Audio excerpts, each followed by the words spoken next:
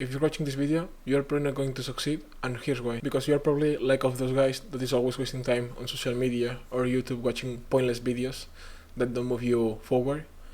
And you're still wondering why you're not getting results. The only thing you do in a daily basis is wasting time. It could be playing video games, watching videos that don't move you forward, as I said, or even wasting time on social media. Basically, the first thing that prevents you to succeed is that you're lazy. The second thing that prevents you moving forward and succeeding is commonly known as a shiny object syndrome, and it's basically following the new thing. And if you are still falling to that trap, that is always following the new business model, the new niche, or anything that is related to the entrepreneurship, you probably will be wasting a lot of time, because the key is to keep doing the same thing for a long period of time. For example, if you start an smma, a normal marketing agency, you're going to start after 2 months of zero success as an agency, because the only thing you will be doing is making a step back and starting from the zero again, and keep mastering that skill, because it will pay off for sure.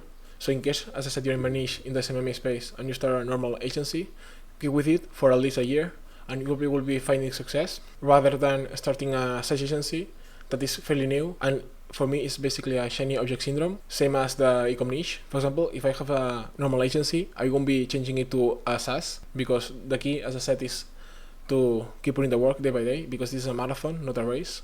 So for me, the normal agency model is fine. You can have a 7-figure agency or even 8-figure agency with a normal business model. So you need to think for yourself and open your mind, because there is a lot more type of agencies that you can start. So you need to, as I said, the key here is to have discipline, to stick to one thing, and also to think by yourself. If you have those two traits, you probably will be succeeding in the long term.